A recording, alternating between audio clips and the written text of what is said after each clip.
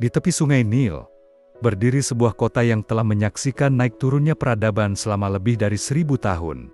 Kairo, sebagai ibu kota Mesir modern dan jantung dunia Arab. Kairo bukan sekadar kota metropolitan. Ia adalah percampuran sejarah, agama, budaya dan kekacauan yang memesona.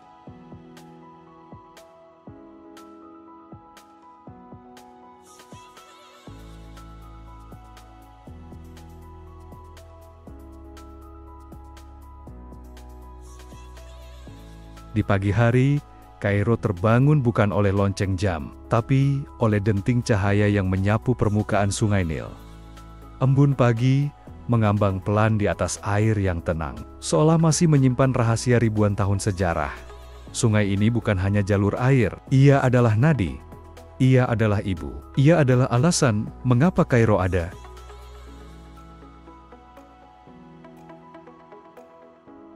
Sungai Nil mengalir tenang, tapi dalam diamnya, ia mengikat seluruh denyut kehidupan kota. Di tepian sungainya, para nelayan memulai hari mereka, menjaring ikan dengan cara yang nyaris tidak berubah sejak zaman Firaun. Anak-anak bermain di dermaga, sementara kapal kecil menyeberangi arus yang telah melintasi 3 benua dan beribu zaman.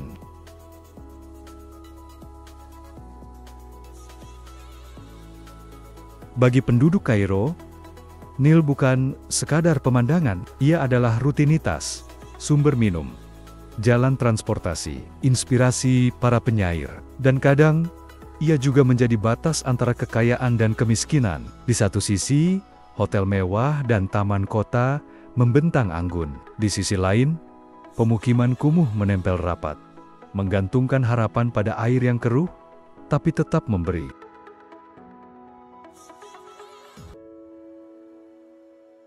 Dari jendela rumah tua yang menghadap sungai, tampak bayang masa lalu. Nil telah melihat Kairo tumbuh dari benteng kecil menjadi kota megapolitan. Ia menyaksikan kedatangan bangsa Romawi, pasukan Islam, kolonialis Eropa, hingga jutaan manusia modern yang kini hidup di tengah semrawutnya kota.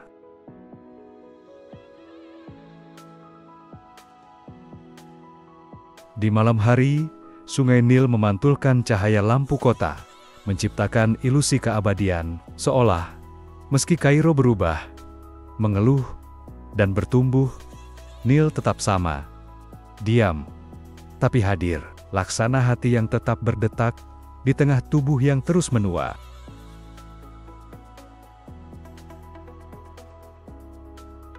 Kairo boleh tumbuh megah, tapi tanpa Nil, ia hanyalah bayangan, sebab dari sungai inilah segalanya bermula.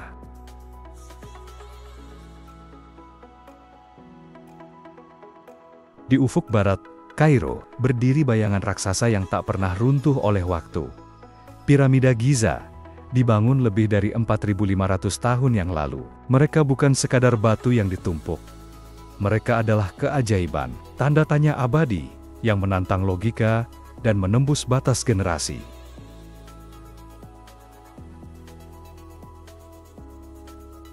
Saat matahari mulai naik di cakrawala, sinarnya menyorot sisi-sisi piramida, membangkitkan nuansa mistis yang sulit dijelaskan. Para wisatawan berkumpul, mengambil foto, bersuah foto, kagum, tapi hanya sedikit yang mendengar, karena batu-batu itu berbicara dalam diam. Mereka adalah puisi tanpa kata, tentang kekuasaan, kematian, dan keabadian.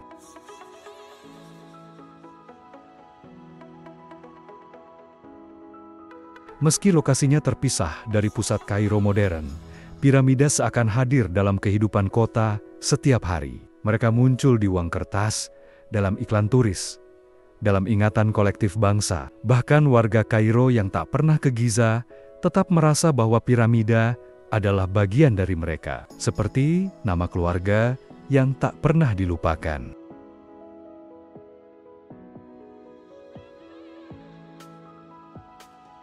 Namun di balik keagungannya, piramida juga menyimpan ironi. Di sekelilingnya, banyak warga lokal yang hidup dalam keterbatasan. Anak-anak menjajakan gantungan kunci, pemandu unta yang memaksa tawa dalam panas terik. Bayangan kemegahan masa lalu seringkali menutupi kesenjangan masa kini.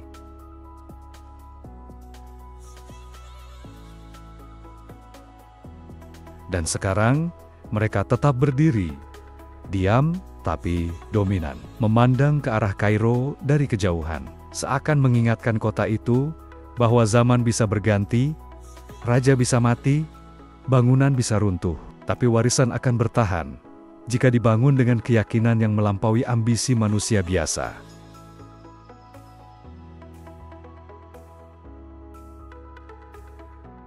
Piramida bukan sekadar objek wisata, mereka adalah cermin dari sesuatu yang lebih besar. Mimpi manusia untuk mengalahkan waktu. Dan dalam bayangan piramida itulah, Kairo berdiri dengan segala kemegahan dan kekacauannya.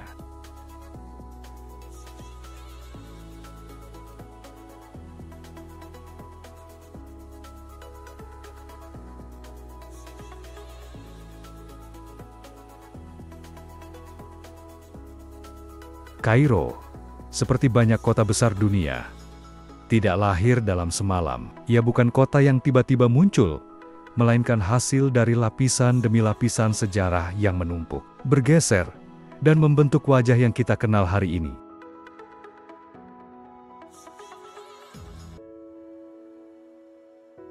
Sebelum Kairo, ada Mesir kuno, dengan ibu kotanya di Memphis. Setelahnya muncul kota Romawi bernama Babylon, dibangun di tepi Sungai Nil, lengkap dengan benteng batu dan menara pengawas. Di sekitar benteng inilah kehidupan mulai tumbuh, pasar-pasar kecil dibuka, dan budaya mulai bercampur.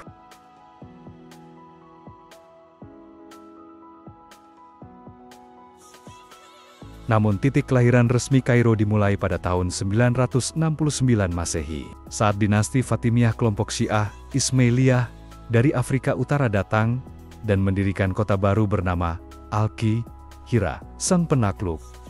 Nama ini tak sembarangan. Mereka percaya bahwa kota ini akan menjadi pusat dunia Islam, dan penamaannya bertepatan dengan munculnya planet Mars yang, dalam bahasa Arab, disebut juga Al-Qahir.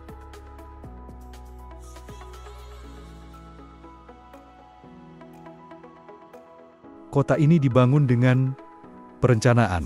Dinding kota dibangun, jalan-jalan ditata, dan pusat pemerintahan serta masjid besar, Al-Azhar, didirikan sebagai simbol spiritual dan politik. Tapi, meski dirancang oleh penguasa, kehidupan sejatinya datang dari bawah. Pedagang, pengrajin, penulis, dan pengembara, yang mulai mengisi lorong-lorong kota dengan cerita dan mimpi mereka sendiri.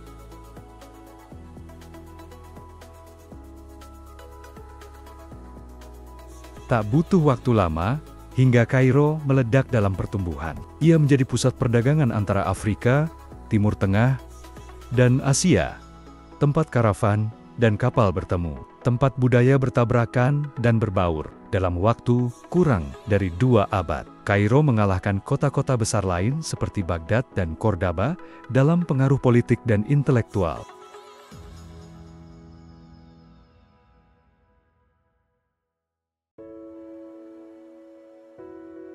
Namun, kelahiran Kairo bukan hanya soal bangunan dan kekuasaan. Ia juga lahir dari kerinduan manusia akan pusat kehidupan, tempat orang datang untuk mencari nafkah, belajar, berdoa, atau sekadar bertahan.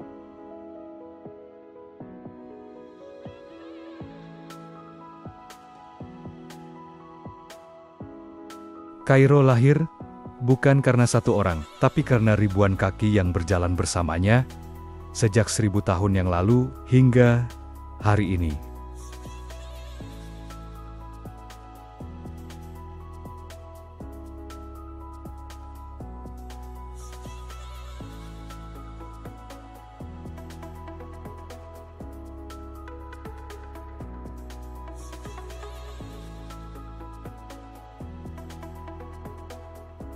Langit Kairo bukan hanya dihiasi gedung pencakar langit, atau awan debu perkotaan. Di antara siluet kota yang padat dan keramaian jalanan, menara-menara masjid menjulang tenang, seperti jari-jari yang menunjuk ke langit, mengingatkan bahwa di tengah kekacauan, masih ada arah untuk pulang.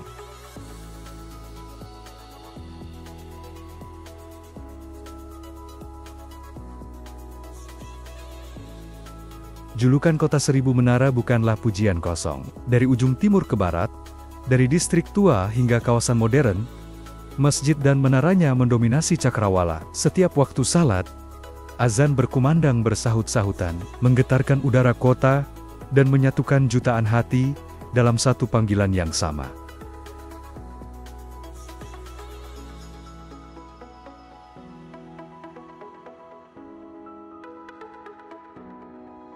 Salah satu yang paling agung adalah Masjid Muhammad Ali, berdiri megah di dalam benteng Kairo, bergaya Ottoman. Masjid ini tampak seperti melayang di atas kota, memberi pandangan luas ke seluruh daratan Kairo. Di bawahnya, ribuan rumah berdesakan, namun menara masjid tetap berdiri gagah, seolah berkata, "Aku melihat semuanya, dan tetap di sini."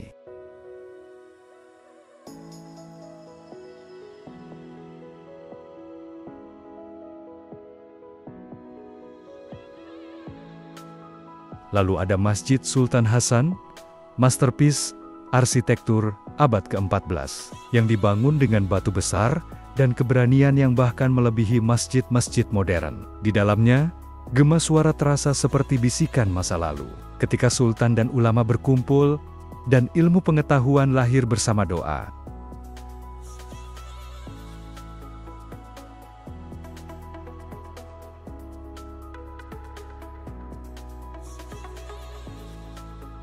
Tapi tidak semua menara itu berasal dari zaman kejayaan. Banyak juga yang sederhana, terletak di antara gang sempit dan pasar tradisional. Namun tak peduli seberapa kecil atau megah, menara-menara itu tetap memancarkan fungsi yang sama, menjadi pengingat spiritual di tengah dunia yang semakin material.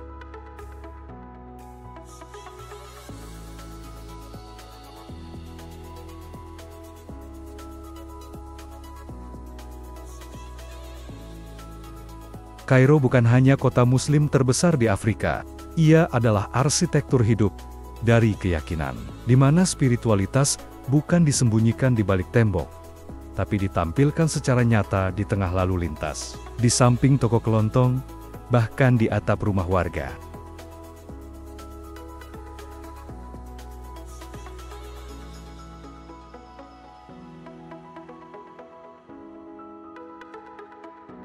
Dan ketika malam tiba, menara-menara itu menyatu dengan bintang. Tak lagi terlihat jelas, tapi kehadirannya tetap terasa. Karena di Kairo, agama bukan hanya ajaran tapi irama yang membentuk denyut kota. Setiap hari, setiap waktu.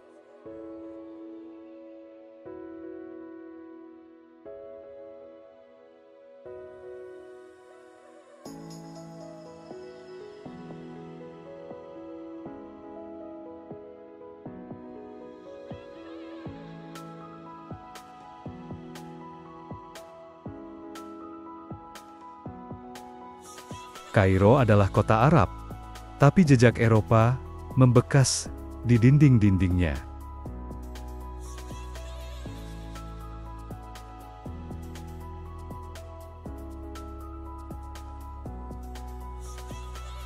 Pada akhir abad ke-19, saat Muhammad Ali Pasha dan keturunannya memimpin Mesir, sebuah ambisi besar lahir, menjadikan Kairo sebagai Paris di Timur Tengah.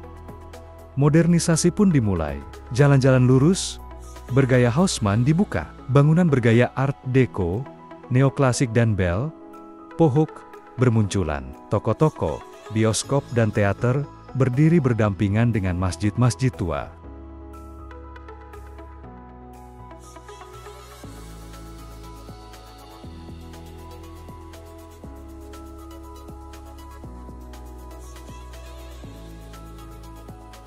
Di distrik downtown Kairo, bayangan kolonialisme masih terasa. Balkon-balkon besi yang mengelupas catnya, gedung tua berlantai 3 dengan jendela tinggi, dan pintu kayu berat. Di masa lalu, tempat ini adalah pusat kehidupan elite pengusaha Inggris, diplomat Prancis, bangsawan Ottoman. Kini, banyak bangunannya berubah fungsi, menjadi hotel murah, kantor kecil, atau bahkan dibiarkan kosong, mengelupas dalam diam.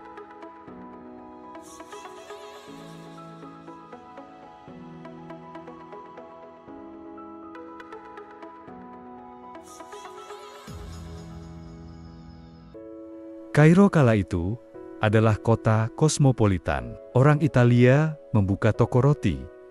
Orang Yunani mengelola kafe. Orang Armenia menjadi perancang bangunan. Bahasa Prancis dan Arab terdengar bersahutan di ruang-ruang dansa dan sekolah elit. Tapi di balik pesona itu, ketimpangan tumbuh. Kota ini menjadi panggung glamor yang menutupi realitas. Rakyat jelata yang terpinggirkan, hidup di pinggiran, menonton dari jauh.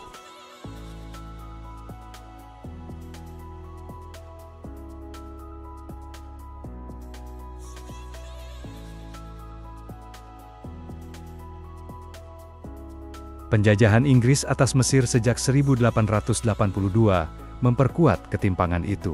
Infrastruktur dibangun bukan demi rakyat Mesir, melainkan demi mengamankan jalur perdagangan, terutama terusan Suez. Kairo yang indah bagi segelintir, tapi asing bagi banyak.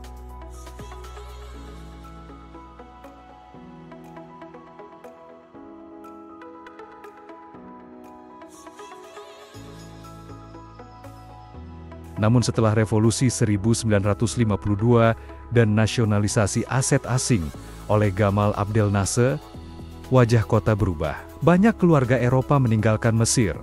Gedung kolonial mulai kehilangan pemiliknya. Kairo pun memasuki era baru, era yang mencoba menanggalkan wajah kolonial, tapi tidak bisa menghapusnya sepenuhnya.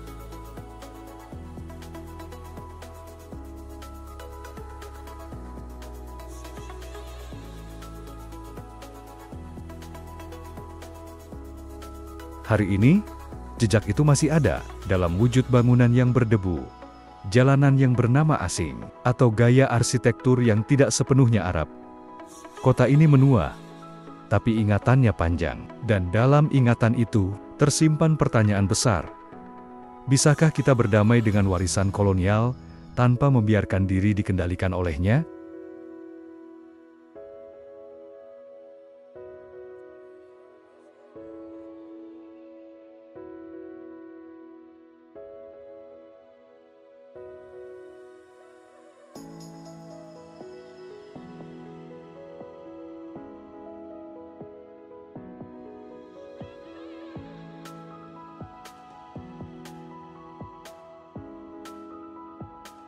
Kairo adalah kekacauan, tapi bukan kekacauan yang liar tanpa arah. Ia seperti orkestra tanpa konduktor berisik, tumpang tindih, tapi tetap berjalan, entah bagaimana caranya.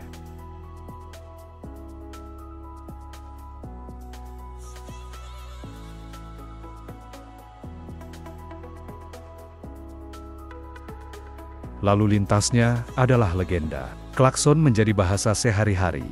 Digunakan untuk marah, menyapa, memberi jalan, bahkan menggoda.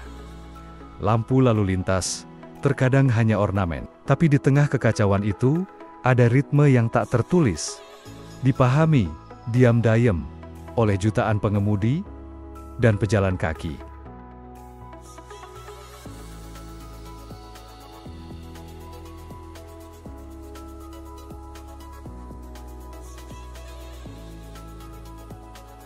Jalanan Kairo dipenuhi warna dan lapisan hidup.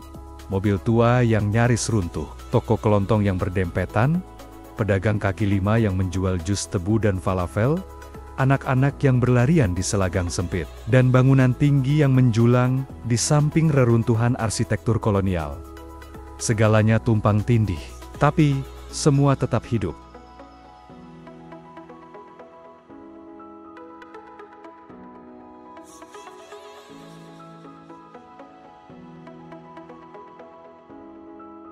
Kota ini bisa terasa melelahkan, bising, pengap, bahkan menyesakkan. Tapi justru dalam kekusutan itu, Kairo menemukan keasliannya.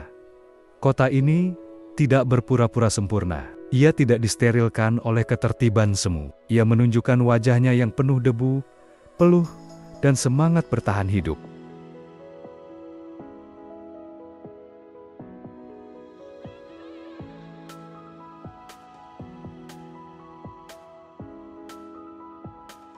Dan justru di sana, Kairo mengajarkan sesuatu yang sederhana, tapi dalam.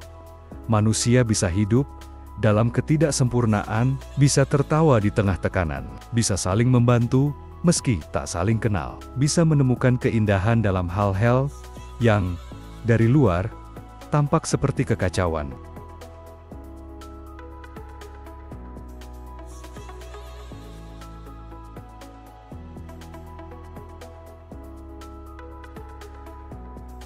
Banyak yang datang ke Kairo dengan ekspektasi melihat sejarah, arsitektur, atau piramida, tapi mereka pulang membawa hal yang lain. Rasa kagum pada cara kota ini bertahan, pada bagaimana penduduknya hidup di ruang yang sempit, waktu yang cepat, dan tantangan yang besar, namun tetap menyapa dengan senyum dan teh hangat.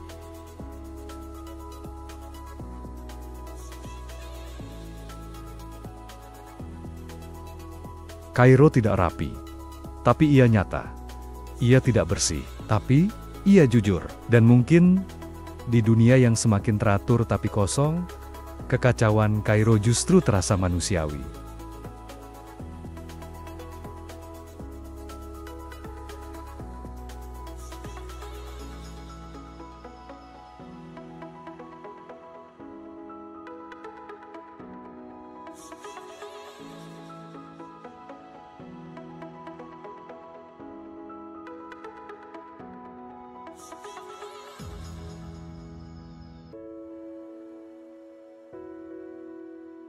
Di tengah jantung Kairo, ada sebuah lapangan yang dulunya hanyalah bundaran, lalu lintas biasa Tahrir Square, tapi pada tahun 2011, lapangan itu berubah menjadi jantung dari sebuah revolusi.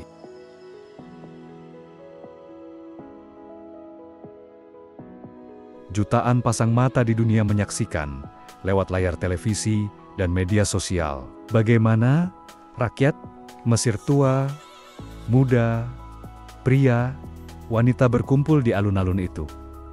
Mereka tidak membawa senjata, mereka membawa suara. Suara yang selama puluhan tahun ditekan, dicurangi, dan dibungkam oleh rezim otoriter.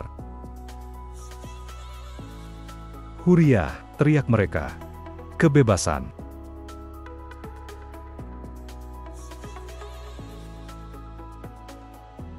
Tahrir menjadi simbol perlawanan, tapi juga simbol harapan. Di lapangan itu, orang-orang tidur di bawah spanduk, saling memberi makanan, membuat perpustakaan jalanan, bahkan ruang doa kolektif. Revolusi itu bukan hanya soal politik, ia adalah pengalaman spiritual, sosial, dan kultural. Sebuah momen langka ketika rakyat merasa punya kuasa atas nasibnya sendiri.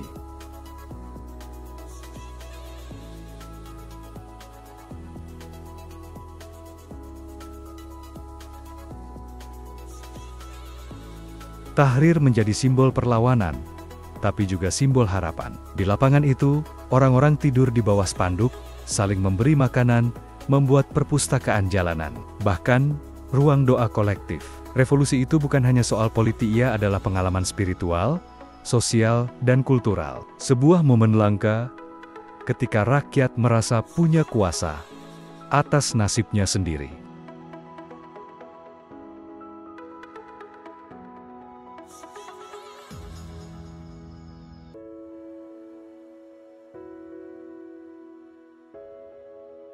Selama 18 hari penuh, Tahrir tak pernah sepi. Dan akhirnya, pada 11 Februari tahun 2011, Presiden Hosni Mubarak yang telah berkuasa selama 30 tahun mengundurkan diri. Dunia bersorak, Mesir bersorak, tapi setelah euforia, datang kenyataan. Perubahan tidak mudah, kekuasaan berpindah, tapi sistem tetap keras. Rezim datang silih berganti, namun rakyat masih bertanya-tanya, apakah ini benar-benar kemenangan, atau hanya babak lain dari drama panjang negeri ini?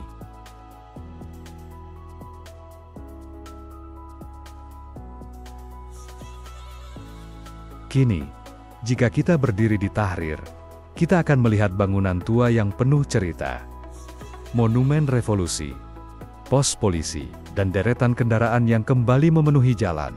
Lapangan itu kini tenang. Tapi di bawah tanahnya, masih menyala bara kecil, bara yang menyimpan memori perjuangan, dan juga luka.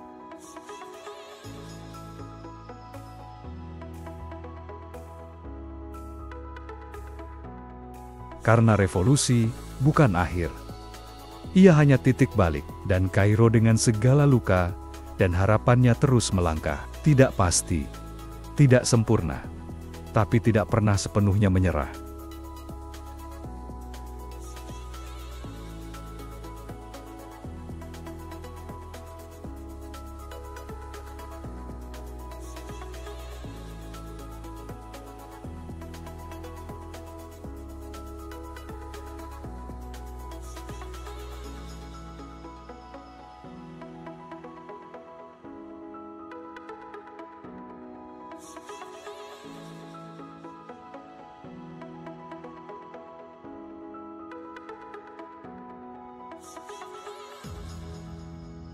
Hari ini, Kairo berdiri di antara dua dunia, yang lama dan yang baru, yang nyata dan yang direncanakan.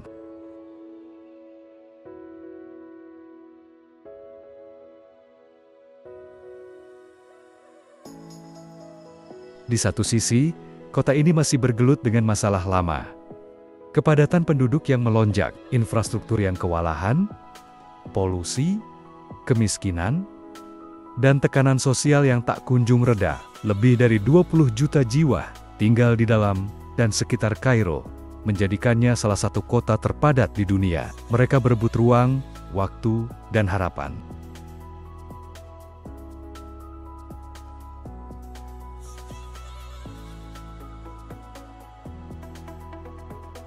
Tapi di sisi lain, pemerintah Mesir kini tengah membangun sesuatu yang belum pernah dibayangkan sebelumnya, New Administrative Capital, kota raksasa yang dibangun di tengah gurun sekitar 45 km dari Kairo. Kota baru ini digadang-gadang akan menjadi pusat pemerintahan masa depan, modern, canggih, dan steril dari kekacauan.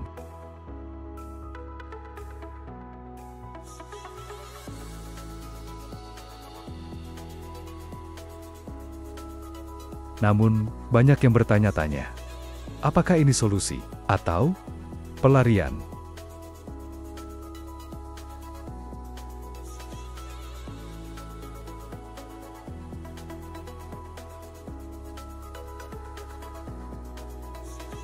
Kairo tidak bisa dibangun ulang, karena kota ini bukan sekadar tempat. Ia adalah memori kolektif. Ia adalah luka, tawa, dan doa dari jutaan orang yang tumbuh dan menua di dalamnya. Kota ini tidak sempurna, tapi ia punya ruh, dan ruh tidak bisa dipindahkan.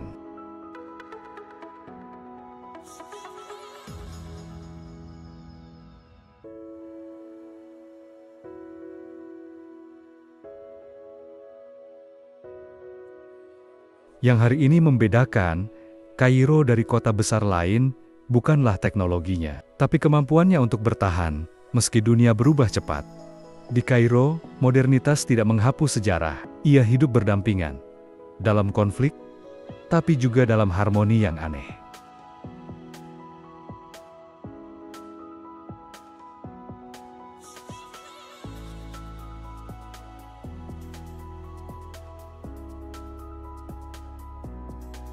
Masa depan Kairo mungkin tidak bisa ditebak, tapi satu hal pasti, ia akan terus berdenyut, dengan atau tanpa rencana, dengan atau tanpa kota baru.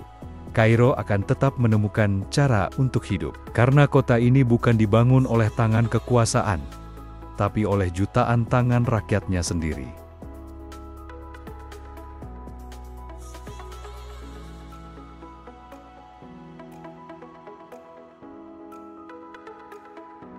Dan mungkin itulah kekuatan terbesar Kairo, bukan karena ia teratur, tapi karena ia tak pernah berhenti melawan keterbatasannya.